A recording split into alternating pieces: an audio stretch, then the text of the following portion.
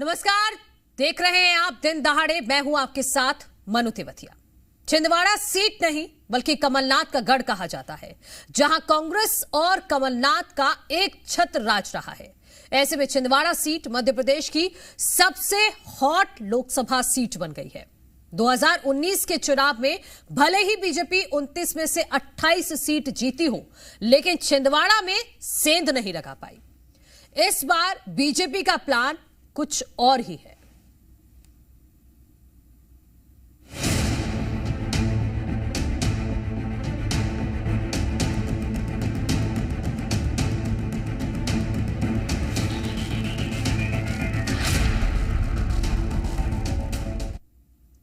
दो 2024 के लोकसभा चुनाव में बीजेपी मध्य प्रदेश में क्लीन स्वीप का दम भर रही है, जिसमें कमलनाथ का गढ़ कही जाने वाली छिंदवाड़ा सीट भी शामिल है।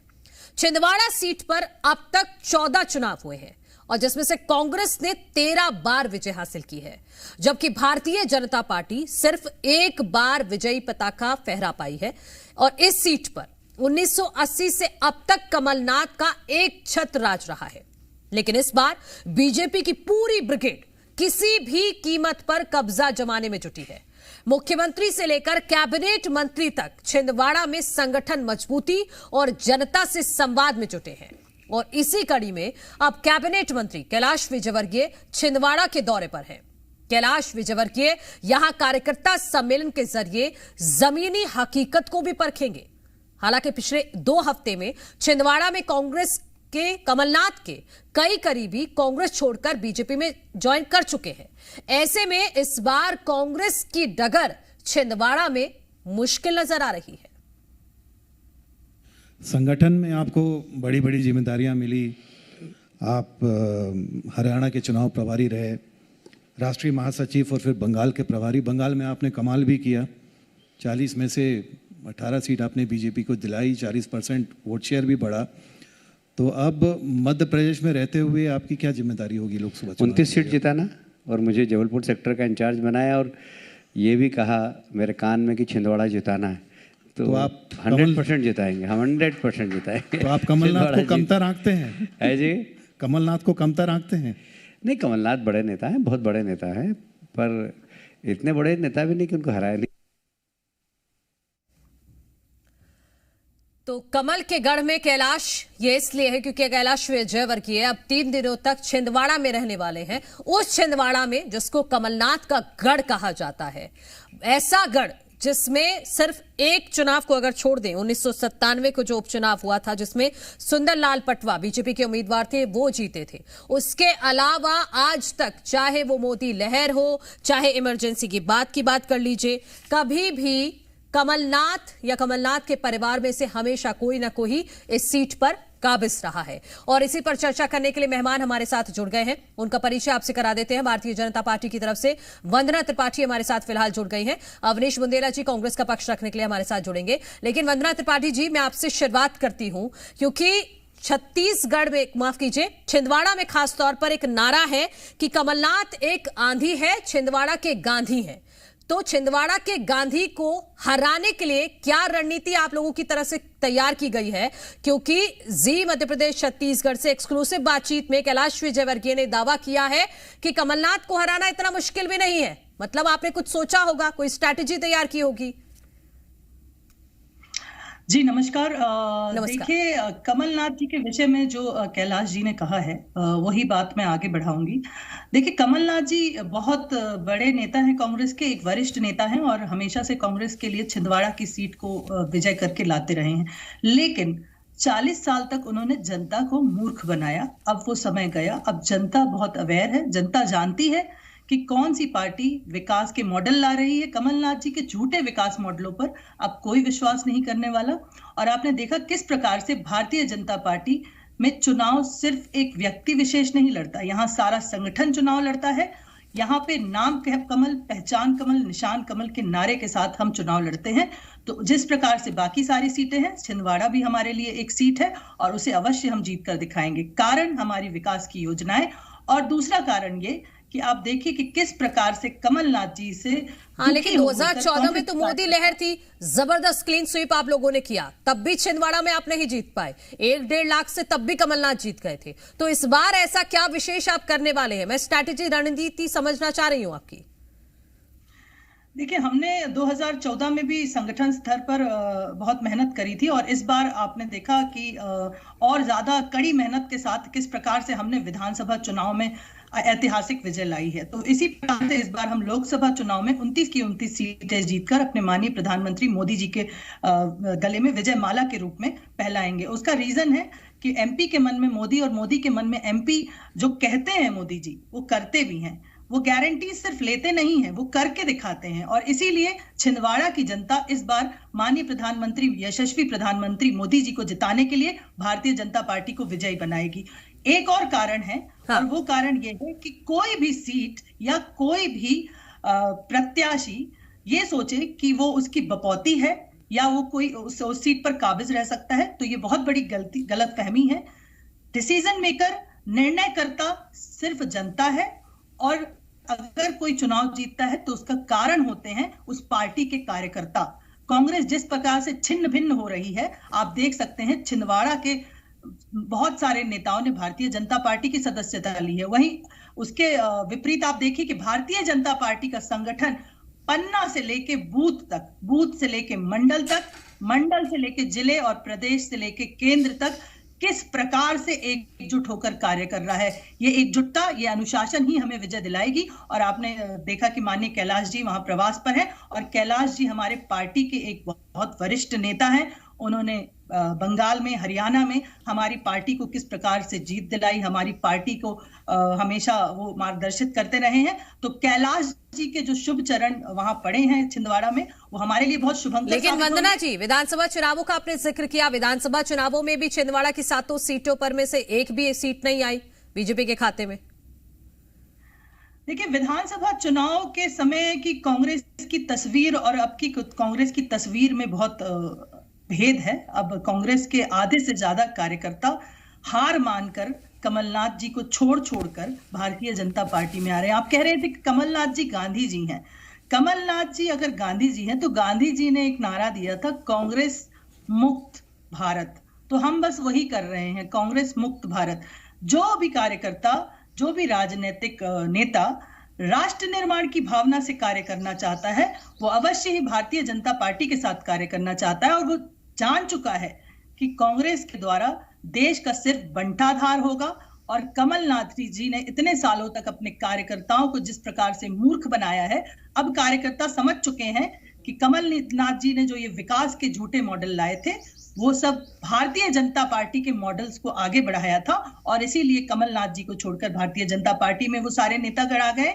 और वो सारे नेतागण भारतीय जनता पार्टी के जो मूल मंत्र है, कार्यकर्ता और व्यवस्था आधारित पार्टी, उसी मूल मंत्र के साथ कार्य करेंगे। और वही नेतागण और साथ में हमारा संगठन हमें भारतीय जनता पार्टी को 29वां कमल छिंदवाड़ा में खिलाने से नहीं रोक पाएगा। हम 29वां कमल छिंदवाड़ा में खिला। ठीक है वंदना जी। संगीता शर्मा जी हमारे साथ कांग्रेस का पक्ष रखने के लिए जुड़ गई हैं। संगीता शर्मा जी, भारतीय जनता पार्टी कह रही है कि इस बार मध्य प्रदेश में क्लीन स्वीप होगा, 29वीं सीट छिंदवाड़ा भी इस बार निकाल लेंगे। और इसके लिए कैलाश विजयवर्गीय खास तौर पर एक रणनीति के तहत जा रहे हैं छिंदवाड़ा में 3 दिनों के लिए। देखिए मनु जी, जो कैलाश विजयवर्गीय जी हैं वो तो बंगाल भी गए थे और बड़ी रणनीति के तहत गए थे। वहां पर उनका क्या हश्र हुआ था। जो बड़ी बड़ी बातें करते हैं ना, वो कभी भी सफल नहीं होते हैं। और आप देखिए कि जिस तरीके से छिंदवाड़ा को लेने की बात चल रही है, छिंदवाड़ा पे पूरा फोकस किया जा रहा है, तो उससे ये साबित नहीं हो जाता है कि छिंदवाड़ा हम हारे। छिंदवाड़ा सीट माननीय कमलनाथ जी की है, आगे भी रहेगी। वहाँ की जनता उन्हें पसंद करती है। वहाँ पर जो विकास किया है, आज भी वहाँ की जनता जो है, छिंदवाड़ा की जनता माननीय कमलनाथ जी को मानती है। तो जितना भी प्रयास कर ले भारतीय जनता पार्टी, इस बार मध्य प्रदेश में 10 से 11 सीटें कांग्रेस लेकर आ रही है। और लोकसभा में जो ये 28 और 29 की बात कर रहे हैं ना, हम तो 10 से 11 सीट की अपेक्षा रख रहे हैं और हमारी वो सीटें आएगी। 18 सीटों पर तो अभी आपके प्रत्याशी घोषित नहीं है। आज ये कल में लिस्ट आ जाएगी मनु जी, और बहुत जल्दी हमारे प्रत्याशी भी घोषित हो जाएंगे, क्योंकि हमारी सीसी की बैठक भी चल रही है, आज दिल्ली में होने वाली है। तो मुझे लगता है कि जल्दी से जल्दी हमारे प्रत्याशी आ जाएंगे। और जिस तरह की भारतीय जनता पार्टी, लेकिन संगीता शर्मा जी, क्या आप जैसा कह रही हैं वैसा इतना ही आसान है क्या छिंदवाड़ा इस बार? क्योंकि लगातार जो वहां के वरिष्ठ नेता हैं वो तो भारतीय जनता पार्टी ज्वाइन कर रहे हैं। कल ही कमलनाथ के करीबी ने ज्वाइन किया है, सैयद जफर ने। देखिए, भारतीय जनता पार्टी ज्वाइन नहीं कर रहे हैं, भारतीय जनता पार्टी तोड़कर लेकर आने का काम कर रही है। ये तो प्रदेश में भाजपा ऐसा माहौल बना रही है कि कांग्रेस के लोग आ रहे हैं, कांग्रेस को तोड़ने का काम भाजपा कर रही है और तरह तरह के प्रलोभन देकर, और यदि प्रलोभन में नहीं आते हैं तो ईटी, आईटी, सीबीआई का छापा लगवाकर उनको यहाँ बुलाया जाता है।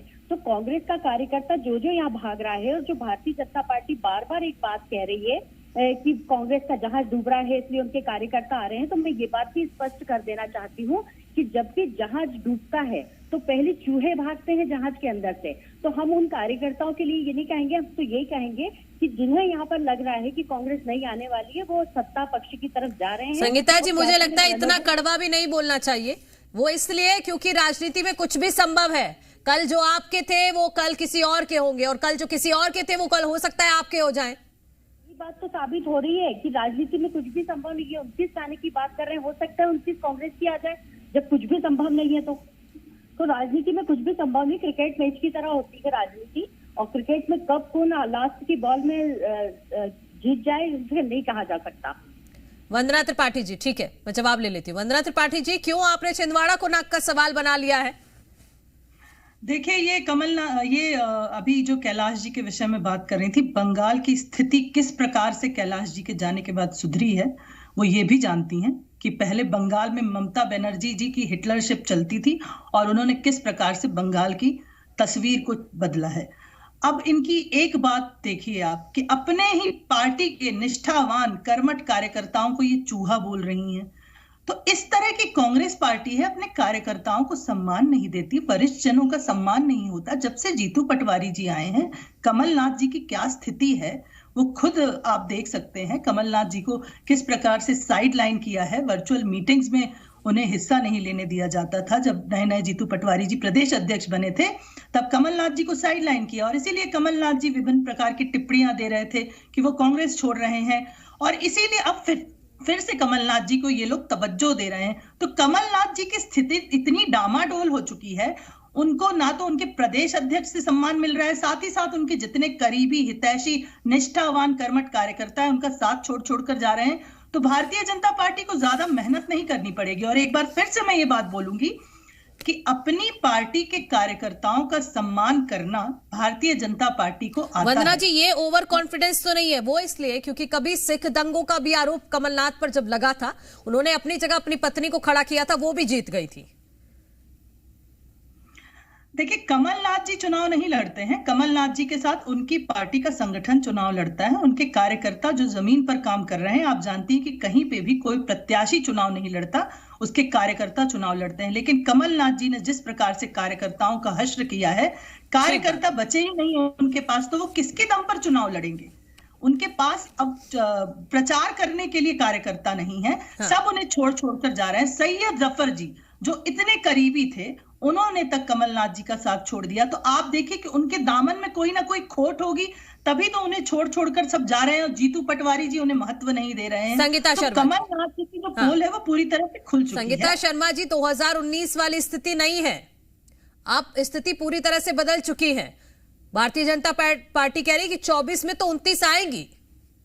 देखिए मनु जी, ये जनता डिसाइड करती है किसे जिताना है, किसे हराना है, और जनता ने डिसाइड कर लिया है। मोदी जी की गारंटी जितनी भी है वो सब फेल हो गई। 2 करोड़ रोजगार नहीं दे पाए, महिलाओं का सम्मान नहीं कर पाए। मणिपुर की स्थिति देख लीजिए, महिला पहलवानों की स्थिति देख लीजिए, ना रोजगार दे पा रहे हैं और ना किसानों को उनका हक दे पा रहे हैं।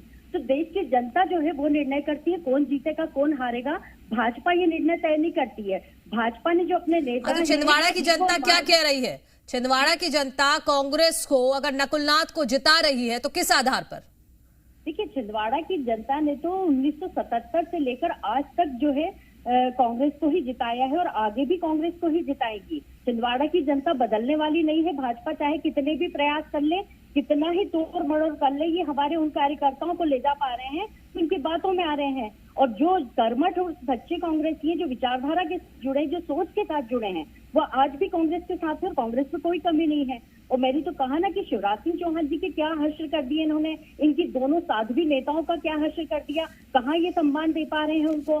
तो ये तो उनका जवाब देना कि वो दोनों जो साध्वी नेता है आज, तो इनकी स्थिति, उनके तो सिंह से, इनके तो होर्डिंग पोस्टर में फोटो लगाना बंद कर दिया है। हमारे यहाँ सभी बड़े और छोटे नेताओं का सम्मान है, जिन्हें लगता है कि सत्ता में जाना है तो वो जा रहे हैं और हमें उस चीज का कोई दुख नहीं है। हमें तो सिर्फ इस बात की चिंता है कि हम जनता को कैसे न्याय दें, और इसी कारण माननीय राहुल गांधी जी भारत जोड़ो न्याय निकाल रहे हैं, यात्रा निकाल रहे हैं, जिससे कि देश की महिलाओं को, किसानों को, बेरोजगार हो गया, उसका भी समापन हो गया है, उसका भी समापन हो गया। वंदना जी, ठीक है, आप काउंटर करना चाहिए। आ रही हूँ संगीता जी। वंदना जी। जी देखिए संगीता जी, कांग्रेस पार्टी के विषय में चर्चा करें तो ज्यादा अच्छा होगा, वो कांग्रेस पार्टी की नेत्री हैं। आप संगीता जी कृपया करके ये बताएं कि जो अभी आपकी सूची आई है 10 प्रत्याशियों की, उसमें एक भी महिला प्रत्याशी क्यों नहीं है? आप बोलती हैं कि आप महिलाओं का बड़ा सम्मान करती हैं, मणिपुर की चर्चा करती हैं, तो फिर आपका ये महिला सशक्तिकरण, नारी सशक्तिकरण आपकी सूचियों में क्यों नहीं दिखाई देता? दूसरी चीज ये कि जो आपके 18 प्रत्याशियों की सूची है वो कब आएगी? चुनाव की तारीखों के पहले?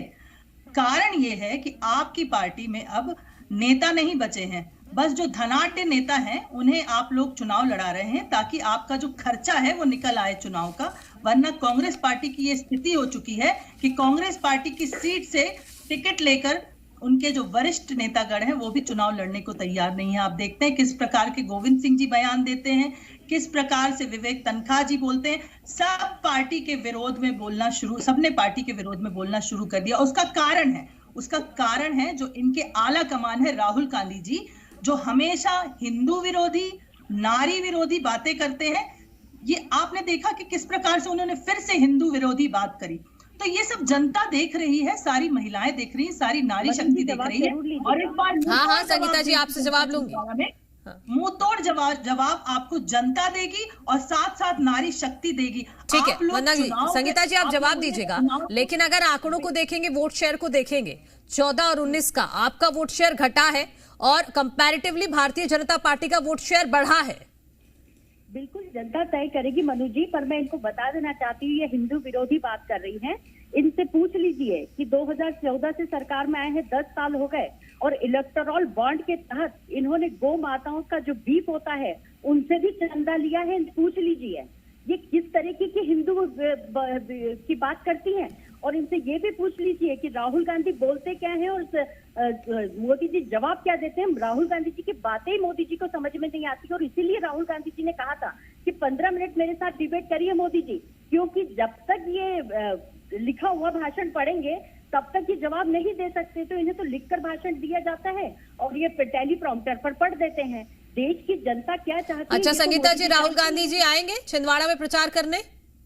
बिल्कुल, पूरे देश में जाएंगे राहुल जी, और उनका प्रोग्राम बनेगा, उनका टूर बनेगा, और वो वहां पर पहुंचेंगे, प्रचार करेंगे, क्योंकि हम डरते नहीं हैं। भाजपा जरूर अपने सीबीआईटी और उनसे डराने का प्रयास करती है, हम डरते नहीं है। हम खुलकर चुनाव लड़ेंगे। लोकतंत्र है इस देश के अंदर, लोकतंत्र को लाने वाली कांग्रेस है। महिलाओं को टिकट देने का काम 50% करने का पंचायतों में कांग्रेस ने किया है। कांग्रेस ने युवाओं को रोजगार की गारंटी दी है। कांग्रेस कभी भी पीछे नहीं हटती और न डरती है।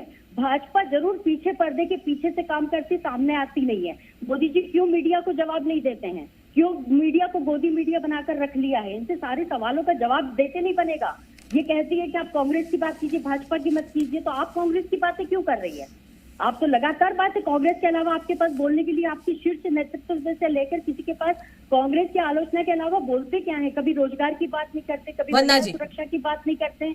बताइए आप क्या बात करते हैं? हमारे पास बोलने के लिए इतना कुछ है संगीता जी कि अगर बोलना शुरू करूंगी मैं तो आज की डिबेट से लेकर कल की डिबेट तक बोलती रहूंगी। नारी शक्ति वंदन अधिनियम, महिलाओं के विषय में, महिलाओं के विषय में आपकी जो राहुल गांधी की है, आप कहती हैं कि मोदी जी पढ़ी पढ़ाई स्क्रिप्ट बोलते हैं। राहुल गांधी जी धर्म, पंथ, जाति, संप्रदाय, महिला विरोधी, हिंदू विरोधी, ये राजनीति का स्तर उन्होंने इतना गिरा क्यों दिया है कि वो इस तरह अब उनके पास जीतने के लिए कोई मुद्दे नहीं बचे। तो धर्म पंथ की राजनीति के साथ साथ महिलाओं और धर्म का, हिंदू धर्म का अपमान करने लगेंगे।